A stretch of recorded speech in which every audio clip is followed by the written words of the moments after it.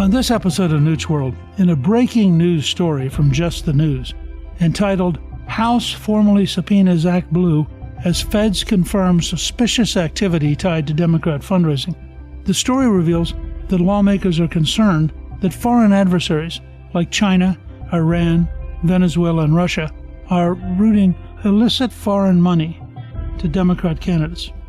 Here to discuss the story, I'm really pleased to welcome my guest, one of the great investigative reporters of our time, and somebody who has really helped shape history by the quality of his investigations, John Solomon, Editor-in-Chief of Just the News.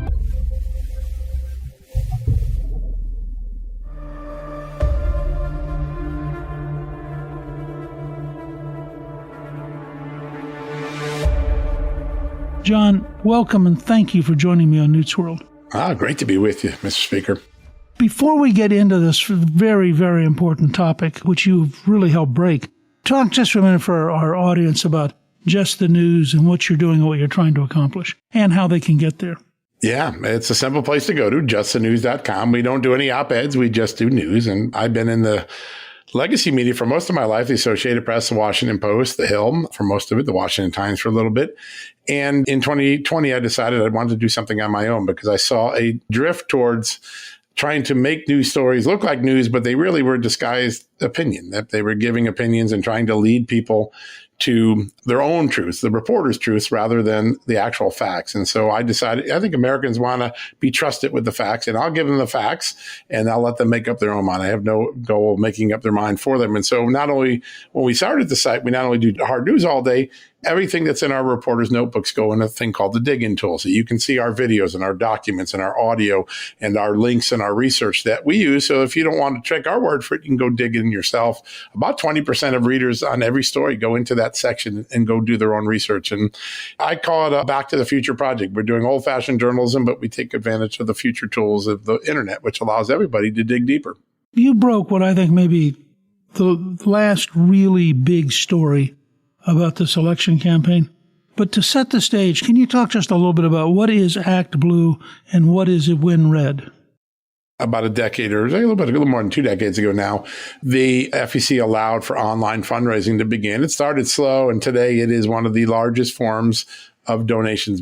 By its own account, ActBlue is a fundraising platform that has raised $16 billion since 2004. And a lot of that money has been raised just in the last 3 elections.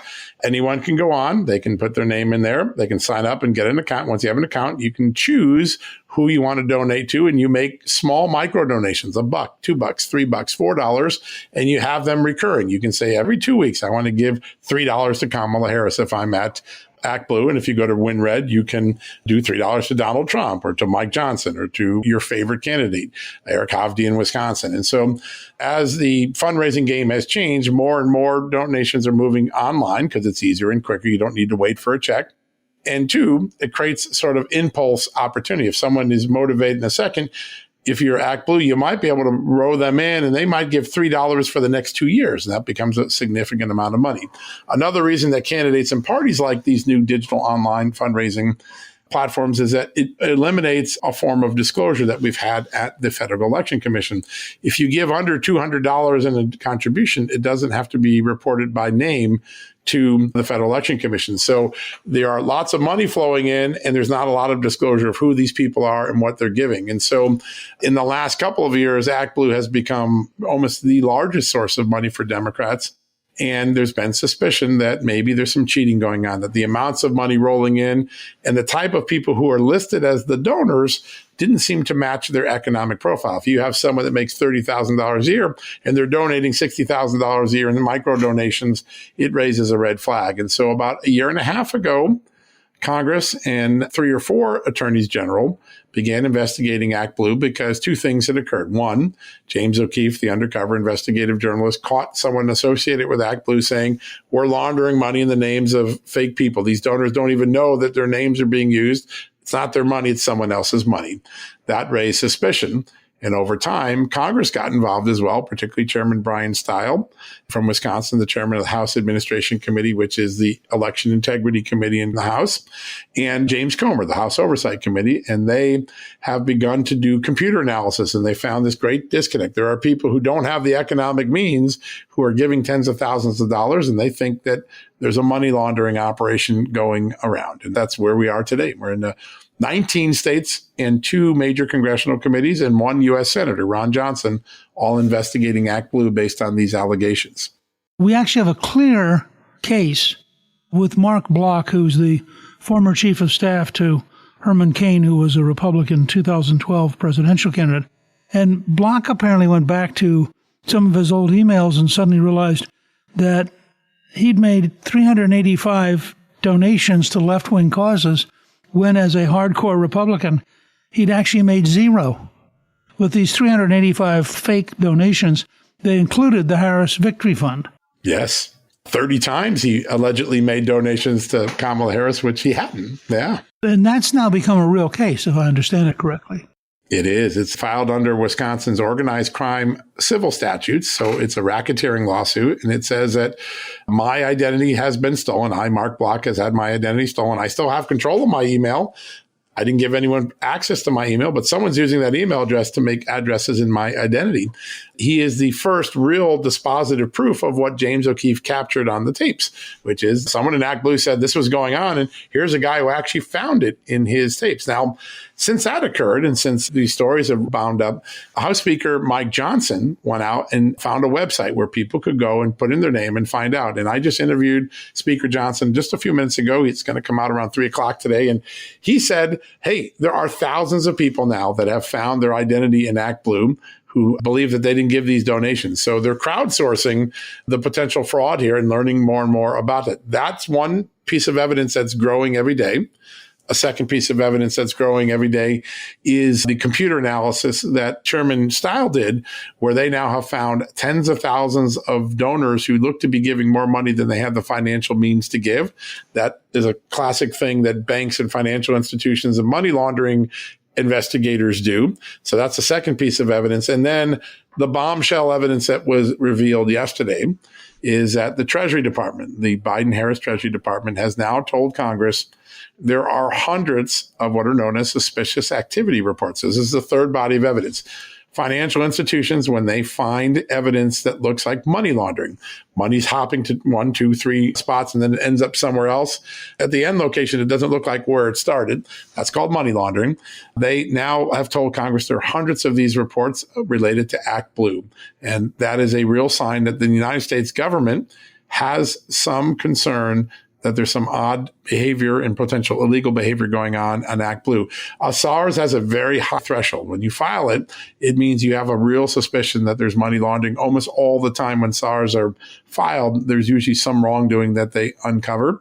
They were key to the Hunter Biden family grift. When Congress got a hold of those, the mainstream media could no longer deny that Hunter Biden was getting all this money from foreign entities. And I think here, as you articulated so well in the opening, Congressman Stile and Senator Johnson and Congressman Comer say they have reason to believe from their interactions with the Treasury Department and the banking community that Iran, China, Russia, and Venezuela may be taking money in foreign countries, which can't be donated to candidates, buying gift cards, and then using those gift cards to make donations in the name of people who don't know their names or even being used in America to make the Democrats have a larger financial advantage in this election. It's fundraising cheating, and it appears to be driven by foreign sources. And the Treasury Department now, according to their admissions to Congress, has some visibility and awareness that this has been going on.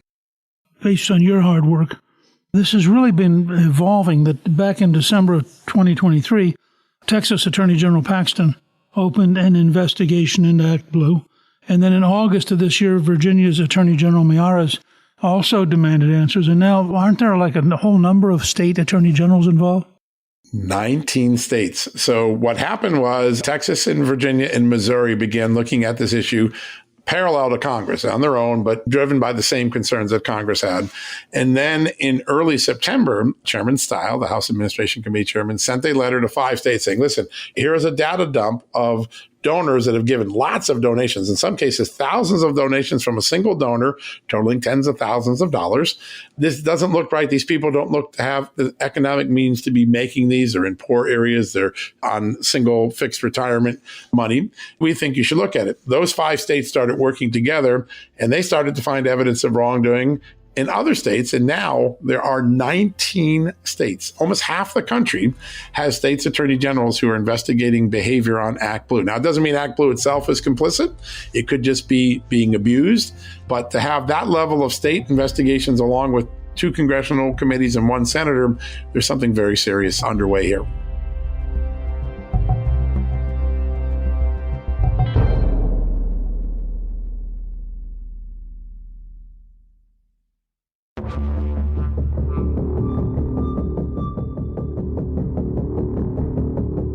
Everybody was amazed that Kamala got to like $1 billion so quickly.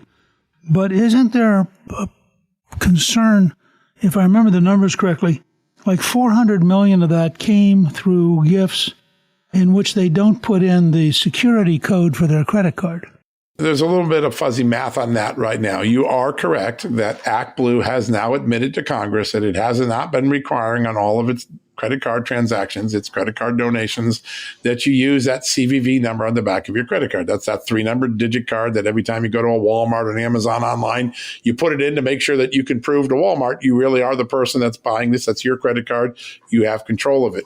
For some reason, and I think it's the big suspicion that Congress has, ActBlue was not using that basic identity theft protection device on credit cards. Almost everyone else who uses a credit card online, when you're on an online vendor, you put it in. It's a pain. You got to always look it up and put it in. ActBlue wasn't doing that. And for Congress, that is a point of great concern that maybe ActBlue wanted to create an environment where people could cheat. Again, we don't know yet whether that's the case, but they did admit to both the Texas Attorney General and to Congress that they have not been using the CVV. Now, they've told Texas they're going to start using it. We'll see if that actually occurs. But by that point, the 2024 election will be over, and whatever cheating occurred, if there is any, will have already been done, in part because that CVV wasn't using. When you use a CVV, you are able to tell as a financial institution that the person that is placing the credit card in there is the owner of that credit card, or they're using a name, but it's actually someone else. So maybe someone in China is using it, but they've put it in John Solomon's name. That CVV allows a financial institution very quickly to say, this is a mismatched transaction. This could be fraudulent. And that's how banks monitor and stop fraud in real time and also report fraud to the government for things like human trafficking, drug cartel transactions, and other illicit activity that occurs online, often with credit cards. Now, WinRed, the Republican version, do they require? They do. I've checked both sites, and both appear in the last month to be using them. I didn't go back earlier because we weren't looking at WinRed until recently, but they both seem to use it now. And the question is, why for a very long period of time, while all these other things were popping up, people saying my name is being used and I didn't give that donation, or lots of donations are showing up in the names of people that don't appear to have the economic means to give it. Why did ActBlue not have that 3-digit capability in there, which is something almost everyone uses? And that resulted last night. For the first time, Congress issued subpoenas to ActBlue, compelling them to turn over evidence of why they didn't use a CVV, why and when they may have changed that practice, whether they've gotten complaints from people who said, those aren't my donations. What have they done with those complaints? So this is a sweeping subpoena. It's a very big escalation in this sprawling investigation that gets bigger and more serious every day. But you made a point that's interesting, which is it could be that ActBlue is simply a vehicle and did nothing particularly wrong except failed to set up the right safeguards. And who is guilty? I was looking at some of the large numbers of very small donations. I wonder if they actually have donor bots. They're out there just automatically hunting for available credit cards and just sending amounts so small you don't initially notice it. That's right. Yep, that could be the case. Now, Mark Block raises a different possibility, which is they're assuming the identities of real Americans, but they're just using gift cards that someone buys at a Walmart or Walgreens and putting them in and making it harder to track to you. We don't know which one it is. Right now, when you read the letters from Congress, and when I interviewed Congressman Steil, and when I interviewed Senator Johnson, and when I interviewed Speaker Mike Johnson this morning, they all said that the operating theory Congress has is that a foreign power is going out and buying these gift cards and then creating a farm of people who charge these gift cards in the names of Americans. It looks like legitimate donations, but it doesn't appear to be. Now, will that proof come? I think the suspicious activity reports will become one of the key pieces of evidence to let us know whether this theory is a real theory or whether there's some other explanation for it. But it's gotten very serious. And I think right now the money trail is going to become a little more crystallized. I don't think Congress will get these reports until after Election Day because we're only 4 days away, 5 days away. But I think in that post-election period, this has the ability to become very similar to a story I broke almost 30 years ago, 28 years ago. I was sitting at the Associated Press in October of 1996 and discovered, looking through some donations, because I was the campaign finance reporter at AP at the time, and there were all these donations from a single location, and I looked it up, and it turned out to be a Buddhist monastery. And I'm like, well, when did Buddhist monks start becoming Democratic donors? And that led me on a long journey to Hawaii, to Oklahoma. But it eventually led to an investigation you're very familiar with because you were speaker when it occurred, the Chinagate fundraising, where Democrats in an earlier generation benefited from fundraising cheating funded by Chinese interests. It was frankly amazing because it built upon an earlier investigation we did into Clinton in the 96 campaign. But let me stick with Gore for a second because all this kind of disappears from popular memory. So Gore goes in Hacienda Heights, California, to the Silai Buddhist temple, which has a whole number of nuns and monks who are committed to poverty. Those poverty-stricken monks and nuns made $55,000 in contributions. Turns out that apparently the temple then gave the monks and nuns the money, which they gave, which is illegal in itself, and we don't quite know where the temple got the money. But 3 of the contributors were foreign nationals, which is illegal.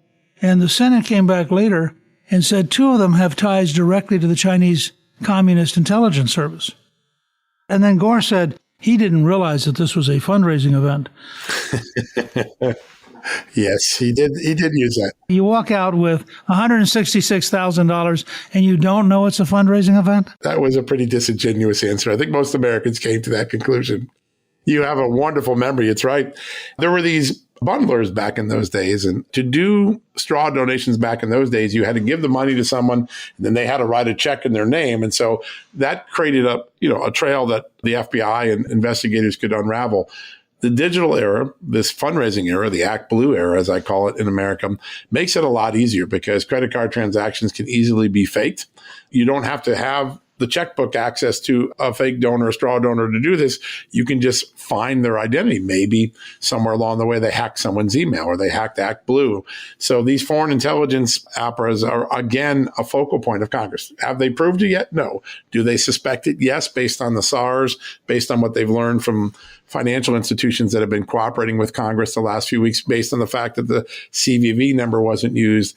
I think they're thinking that this is a modernized version of the Buddhist temple and the Buddhist monastery, but done in a more easy way because with identity theft and credit cards, you can do this on a much larger scale, much quicker, like you said, a farm almost, than you could in the old days where you had to make sure that the person was sending a check from their own account. I really worry about the degree to which, frankly, both with American billionaires, but even more with foreign governments and foreign movements, we're going to have to profoundly rethink our campaign finance laws.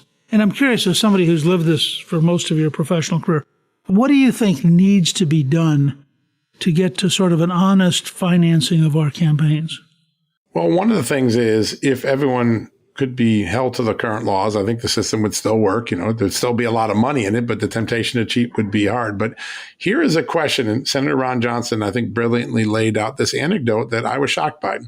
All right, the Treasury Department has hundreds of SARs. Normally, a couple of SARs usually triggers an investigation. If you're a cartel investigation often just starts with one or two. When you have hundreds that are associated with a single entity like this, you have to ask yourself, well, what's the Treasury Department been doing? What has the FBI been doing?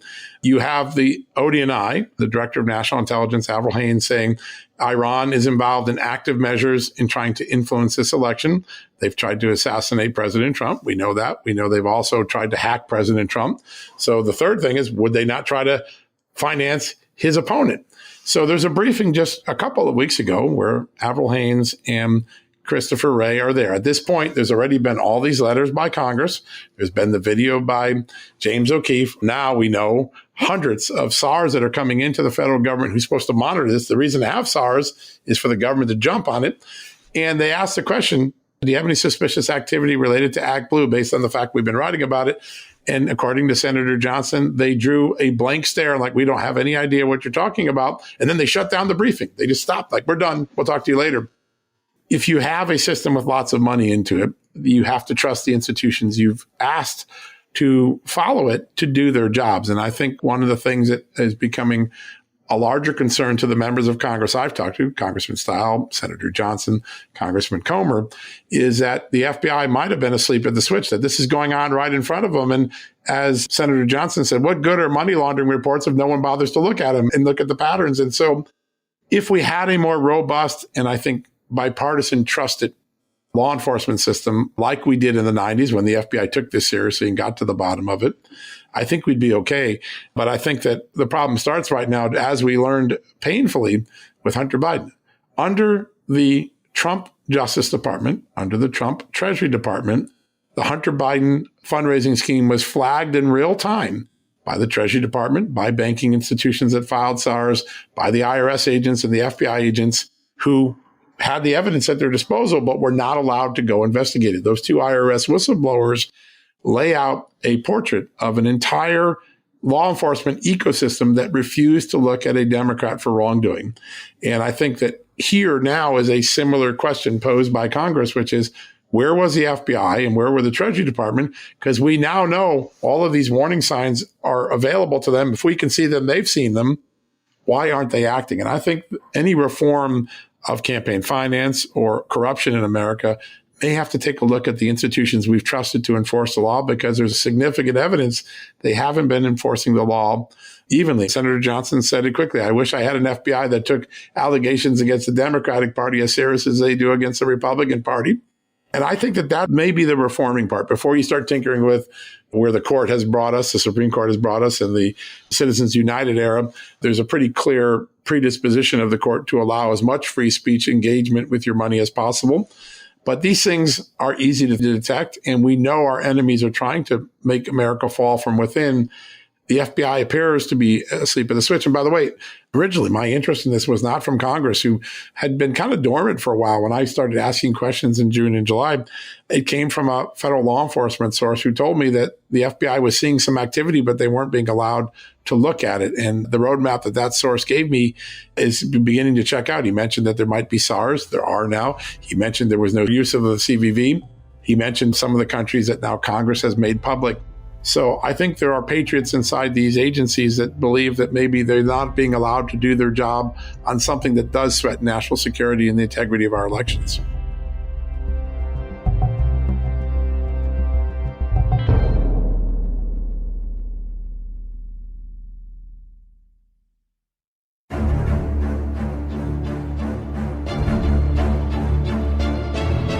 One step is being taken.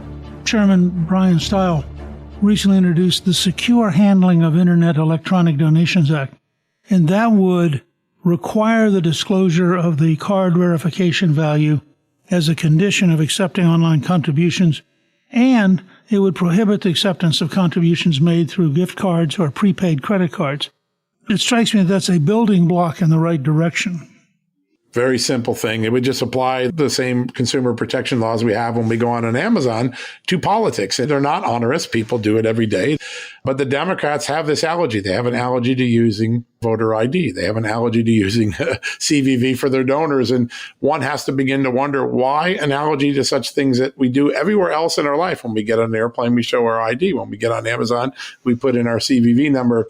there is a stubborn resistance to Democrats doing common sense things that would solve this problem that make you wonder, are they in on something that we're about to uncover? We don't know the answer yet, but it is the question that a lot of lawmakers, including Mike Johnson today in my interview, really raised, which is, why are the Democrats not wanting to do simple things like this? Well, and at the same time, you have examples of the extraordinary fight against taking illegal immigrants off the rolls. I mean, you have the Justice Department suing Virginia. We had to go to the Supreme Court to resolve this. Yeah. There is a whole pattern here, both of illegal money and illegal voting, that seems to be at the core of the Democratic Party culture. What's your sense, just a few days out, of the stuff you're picking up about early voting and about the patterns you're seeing? I mean, you're a very smart observer of the system. What's your general sense as you look at all this? I've been blessed to talk to both sides, both Republicans and Democrats. And sometimes you get very mixed messages, like, oh, the Republicans are talking one way and Democrats are talking another way. But there is a consistency in what both sides are seeing in their internal polling and in their internal tracking of early voting. And Democrats and Republicans have told me that the early voting patterns are down for Democrats from 2020. They're closer to 2022, which is an off year, a smaller voting year. And Republicans are way above any prior election in terms of early voting. So that is the first point. And then the second question is, when you get that data, what sort of people are Republicans bringing to the polls early? Is it people that were just going to vote on the day of election, you moved them to a different column, or are you bringing a new or dormant voter to the table? And in the last few days, I've been able to do a lot of checking first in polling, and pollsters tell me that a lot of the Republican early voters that they have picked up in their exit surveys and in their surveys are people who haven't voted since 2016, 18, or 20. So they've been dormant for 4 to 8 years or even longer. The second thing is, I talked to the organizers of one of the largest early get out the vote operations that conservatives are running. And that is run by former Congressman Lee Zeldin and AFW, which is associated with the America First Policy Institute. Ashley Hayek is the woman there. And together, they put together one of the largest get out the vote operations that have ever been constructed on the Republican side. 4.7 million Americans have had conversations with AFW or Lee Zeldin's group at the door in the last few months. And that has resulted in 250,000 people in just 21 counties, 250,000 people in just 21 counties who haven't voted in 8 or 10 more years, who've already voted early.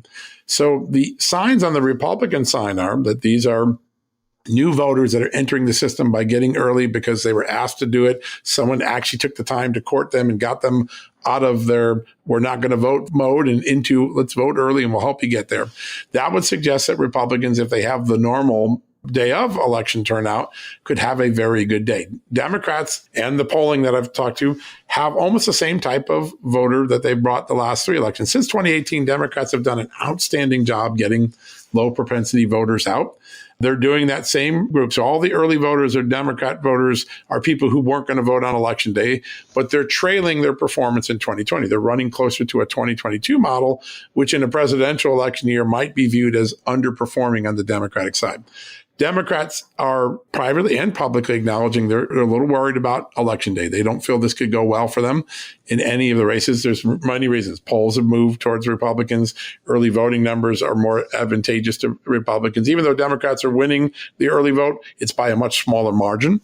And so Democrats are pretty concerned. And I would say Republicans are cautiously optimistic, but basically talking like we're not going to take any chances. We are going to keep our foot on the gas pedal until 11 p.m. on November 5th. And so I think that's the dynamic just from talking to people who know what's going on the front lines. Well, it's going to be an amazing weekend. And then, of course, a number of states are already saying they're not going to get the numbers that night. There are 3 or 4 states that are saying. Some states say 13 days. We may end up with not just with an election night party, but maybe with a week-long party. We could be Christmas shopping and still trying to figure this out. Yeah. John, I want to thank you for joining me. It's a great honor to be with you, sir. Our listeners can find your reporting on ActBlue and a ton of other things at justthenews.com, where you report on a number of breaking stories. You also have a fantastic podcast, which I've done with you before, John Solomon Reports, that can be found on the Just the News website or wherever you listen to podcasts. So thank you for joining me and being part of this. It's a great honor to be with you, Newt. Thanks so much for the time today. Thank you to my guest, John Solomon. You can get a link to his website, Just the News, on our show page at newtsworld.com. Newt's World is produced by Gingrich 360 and iHeartMedia. Our executive producer is Garnsey Sloan. Our researcher is Rachel Peterson. The artwork for the show was created by Steve Penley. Special thanks to the team at Gingrich 360. If you've been enjoying Newt's World, I hope you'll go to Apple Podcast and both rate us with 5 stars and give us a review so others can learn what it's all about. Right now, listeners of Newt's World can sign up for my 3 free weekly columns at gingrich360.com/newsletter. I'm Newt Gingrich. This is Newt's World.